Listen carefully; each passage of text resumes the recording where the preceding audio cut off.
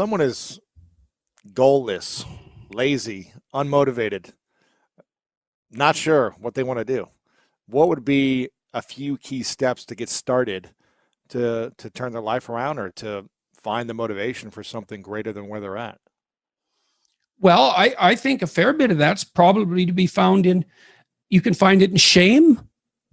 You can find it in guilt. You can find it in conscience. You can find it in anger.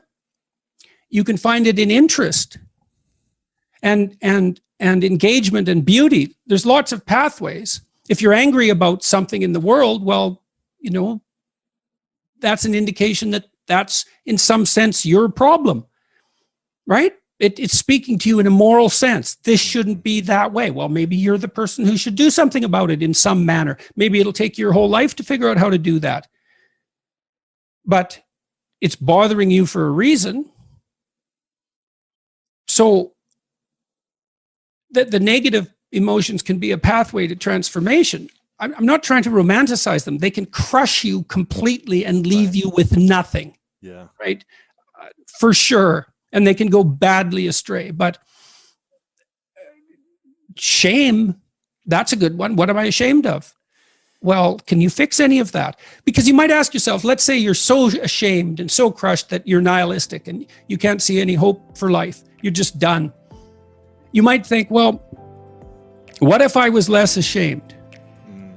Like, I'm not going to jump off the bridge today. I'm going to wait a year. I'm going to work on these things that I'm ashamed of. And just see, like, does my life improve enough so that I'm not so bitter about it now, or I'm not so hopeless about it now?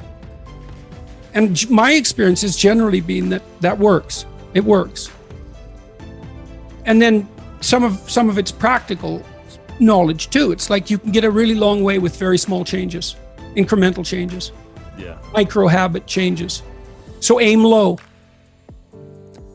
Don't have big goals or big transformations. Well, you can, but the problem with a big goal is that it's daunting enough so that it might paralyze you, and there's a high probability of failure. And so imagine that you're your own child.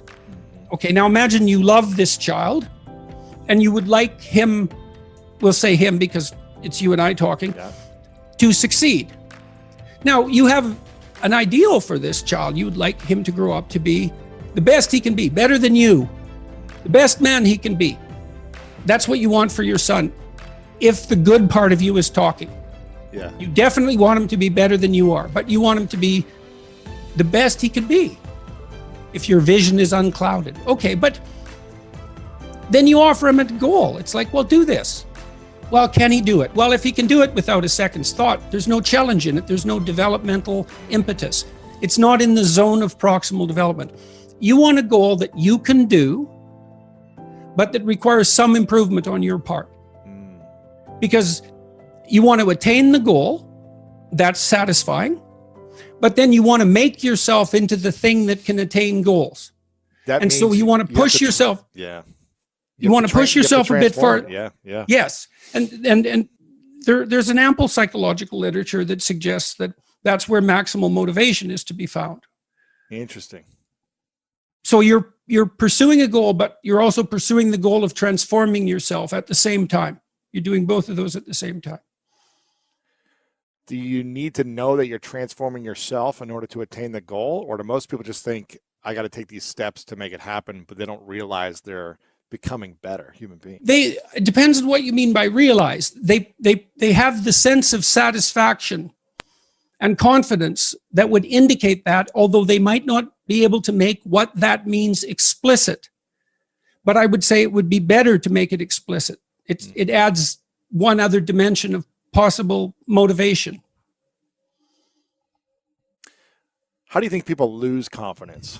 We're talking about gaining it, but how could someone like yourself, who's accomplished so much, who's got millions of followers, who, is financially successful, has a great marriage, how could someone lose confidence once they've built it?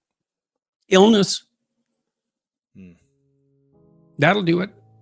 That's one way.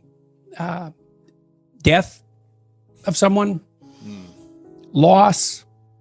I mean, there's lots of ways of having the rug pulled out from underneath you. moral error. As the stakes get higher, as we already discussed, the consequences get larger.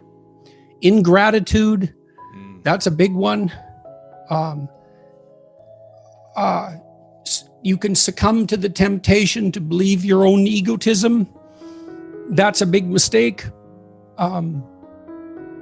There's lots of ways that things can go sideways, that's for sure. So it sounds like, you know, we start off with a lack of confidence when we're pointed at, you're inadequate in this thing. And we go down a journey of, you know, building ourselves and overcoming the challenges and diving into the fear to have these small wins to build confidence. And then the more successful we become, the more we succumb to losing that confidence again. When a lot. I wouldn't say necessarily that you become more susceptible to that. But you asked, how can that happen? How can that loss occur? I still believe that, you know, genuine accomplishment, but it's ethical. It's always ethical accomplishment. I believe that to be the case. Genuine ethical accomplishment is the best source of security, but it's not unerring. When you mean ethical accomplishment, do you mean doing something good, right?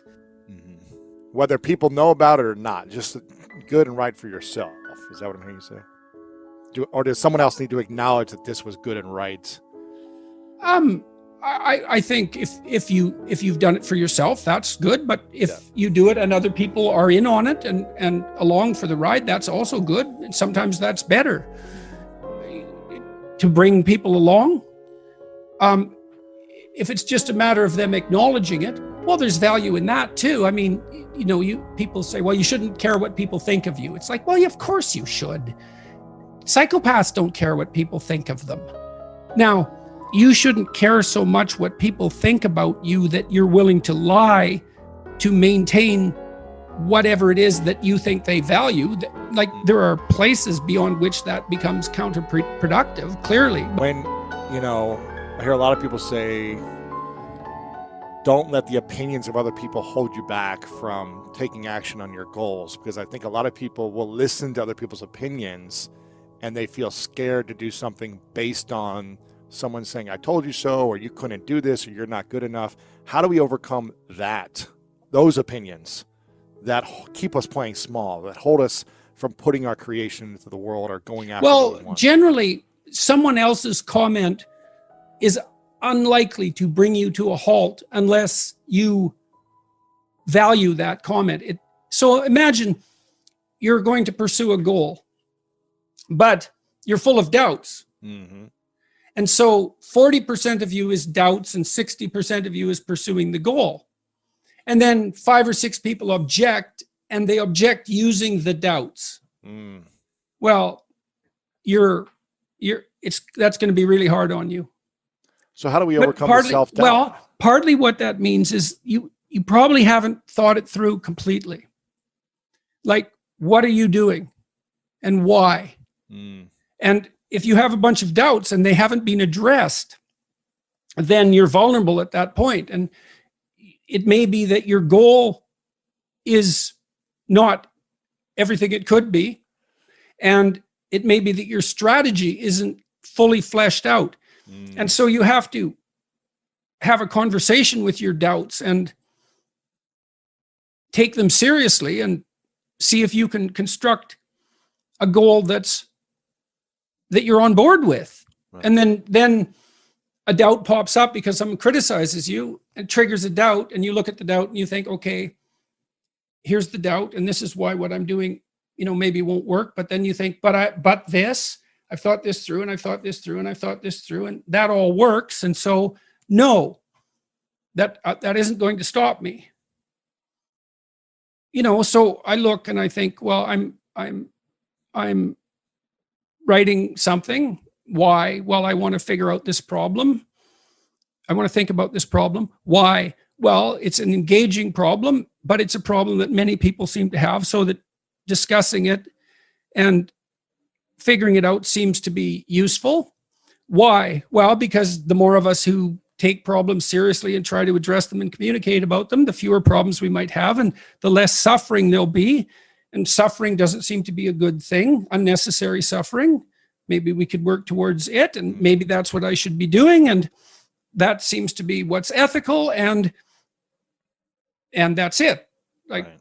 And you might say, well, what if you doubt that doing what's ethical is right? Well, it's not that easy to construct an argument that supports the idea that having more unnecessary suffering in the world is good. Mm-hmm. Right. Right. So I would say, you want to put yourself on firm moral foundations. And people talk about morality all the time. This is what you should do, or you're a bad person. It's arbitrary. Mm-hmm. It's got this ring of patriarchal tyranny. But that's based on a misapprehension of what morality is. It's like, do you want to be tortured by your conscience? Like, how pleasant do you find it to be tortured by your conscience? It's horrible. How horrible? Like, is there anything worse? Excruciating. Yeah. I don't know if there's anything worse. I mean, it's up there. You got to live with it. Yeah. For as long as you have it. Yeah. Well, I think that's a universal experience, or near universal experience. So you live ethically when you're not violating your conscience. Right. Well, there isn't anything better than that. That might not be good enough. It might not even be good. Like, let's say you manage it. Things can still come along and take you out sideways. But the purpose of living ethically is so that you have some peace, and it's real.